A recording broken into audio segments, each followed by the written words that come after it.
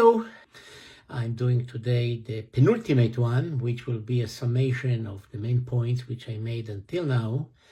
And then the next one will be like some, if you will, assessments / predictions about the foreseeable future of Syria as a result of all that we have discussed until now and the recent developments there.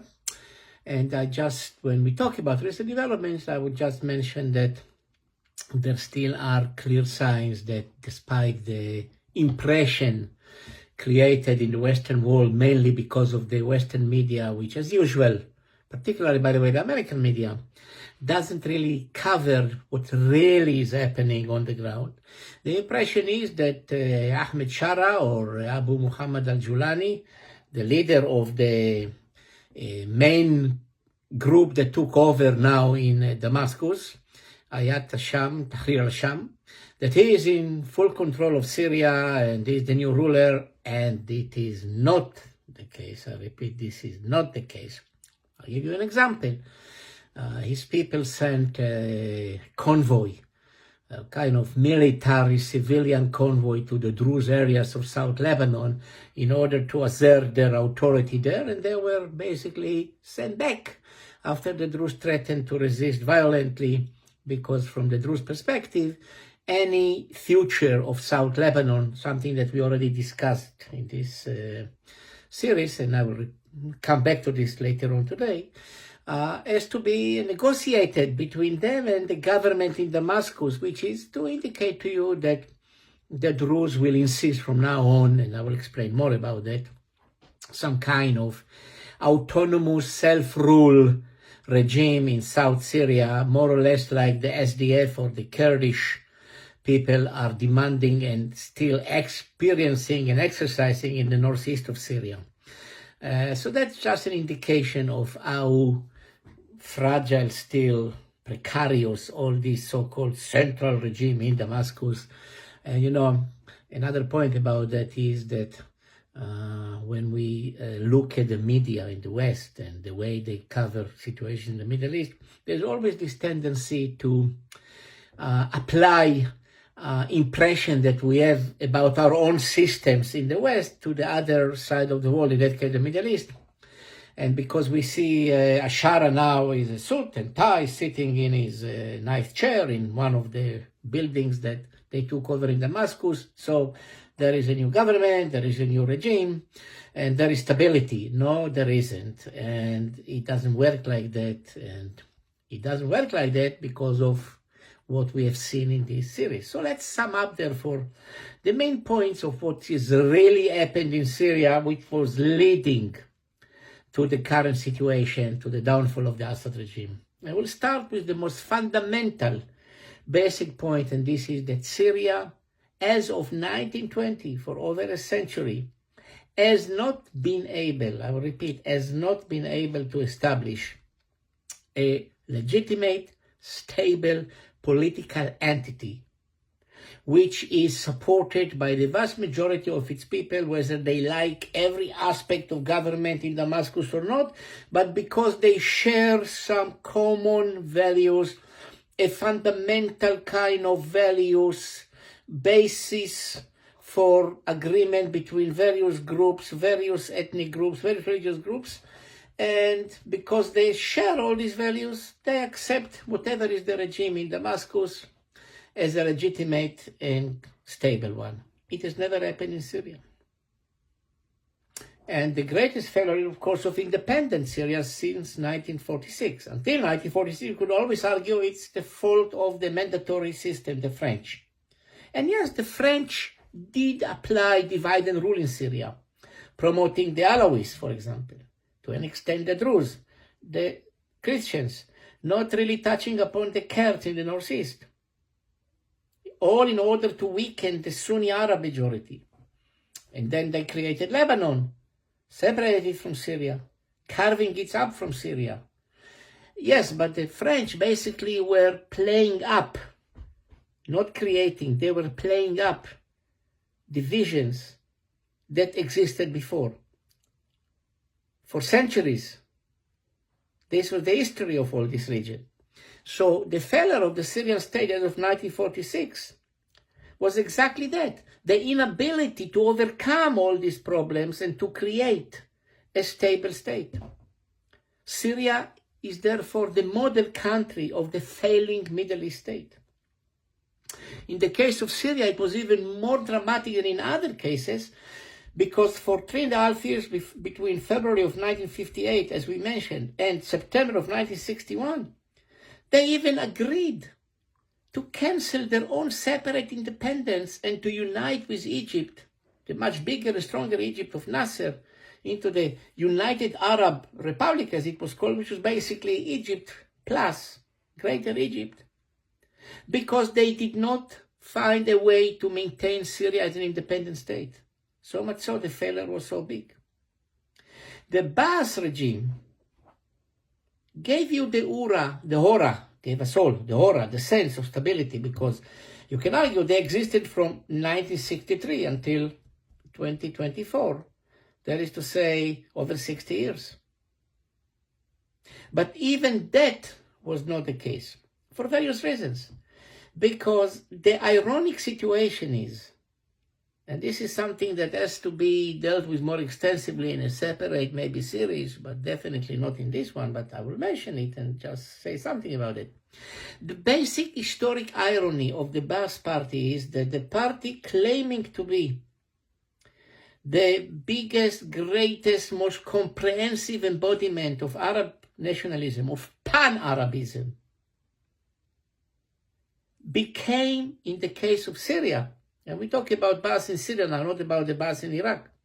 In the case of Syria, they became the party of the minorities, which, through its so-called secular character of the party, tried to create a political community which will surpass the ethnic and religious differences and give the minorities the sense of sharing in the running of the state, of equality. But this was resented by the Sunni majority from day one. The Sunni opposition to the Baas regime was already in place in 1964-65, and in the same places where it would be later on occasions. Central Syria, Hama Homs, in other parts of Syria with the Sunni earthland, so to speak. And the Baas regime already in 1964-65 was bombarding mosques, attacking the Sunni population, even more so after the rise of the so-called neo-Baas in the coup d'etat of the 23rd of February 1966. And definitely after Assad came to power, finally, as the one and only dictator, as of November of 1917, what they called Harakat al-Tashihat, the movement of corrections, that is to say, correcting the early Ba'ath regime. The Ba'ath regime of Assad was basically a three-pillar kind of regime. It was Ba'athism as the framework of political legitimacy. It was Alawism as the main force which really upheld the regime and kept it going. And it was Assadism because of the personality cult of Hafiz Assad and its family. And its family, by the way, is just one part of one of the four big confederate tribal connections of the Alawi community, which is, again, something that should be much more detailed and developed in a series like this, but we couldn't do all this in this particular series. I still keep the option open for more on Syria in the foreseeable future, and there will be, in which I will dwell more specifically into any of the main communities in Syria, their history, their religion, and so on and so forth. So the failure of the Ba'ath regime of Hafiz Assad to create this real unity other than using brutal force, and then of his son Bashar, is the failure of the Syrian political entity as such. Syria failed to become a legitimate, united, stable political entity. It failed. And now, with the rise of the Muslim Islamist rulers, the Islamic, the Sunnis, whatever we would call them, jihadist, pick up your name. this might be another attempt to create a community. Pan-Arabism failed. Ba'athism afterwards failed. Pan-Arabism, I mean the unity with Egypt, then Ba'athism in Syria, and beforehand the various attempts at parliamentary democracy, with all the coup d'etats and so on and so forth.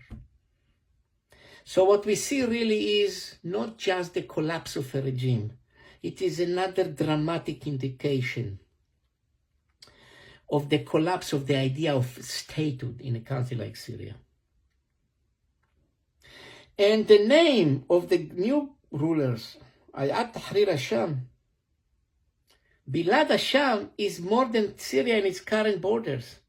It is another, not so implicit, indication of the problematic of the Syrian existence. What, where, how, what Syria, what borders? Is it Bilad al-Sham, which is Syria, Lebanon, Israel, Palestinian territories, Jordan? Wow. Is it only Syria? And the problem about identity throughout Syrian history has not been just one that was exemplified by the changes in the Ba'ath's own ideology, from pan-Arabism, unity with Egypt, to particular Syrianism. Look also at the Syrian National Pan-Syrian Party of Anton Saada, the famous SSNP, you know, the party that talked about Greater Syria. The party that was supposed to be the enemy of Ba'ath ideologically because they were pan-Syrians as opposed to pan-Arabists. And later on they started to cooperate with each other. But they also, the pan-Syrianists, talked about Syria beyond its borders today. That is to say, the problem of Syrian stability and legitimacy, as was exemplified by the downfall of another attempt at creating one state, which seemed to be working because it lasted for so many years. The failure of all that is maybe indicating something much more fundamental. The artificiality of the entire political system that was created in the Middle East after the First World War. The creation of states that did not really reflect stable, long-standing, historic, geopolitical context, entities, legacies. Syria is the example of that. And that's what happened in Syria. So before we talk about the chances of the new regime in Syria, the ability of the new regime to survive, all this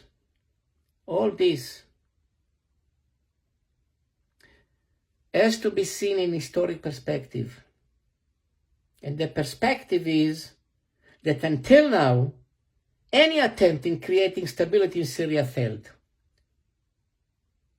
So it is too early, far too early, to already give praise to a new regime like this is the new Syria.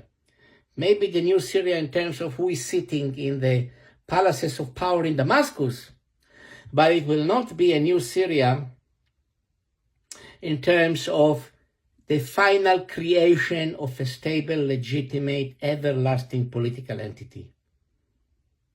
So that remains to be seen. And this is basically the main item, the main topic that I wanted to emphasize in this series. Next time, we shall talk about some future predictions in terms of the specifics of Syria's relations with other countries and also the domestic situation in Syria. That remains to be seen. Again, it will be a very careful attempt to make some predictions. It is still a fluid, not so stable situation. Thank you very much for your attention. Join the conversation at Fair Observer and subscribe to our YouTube channel.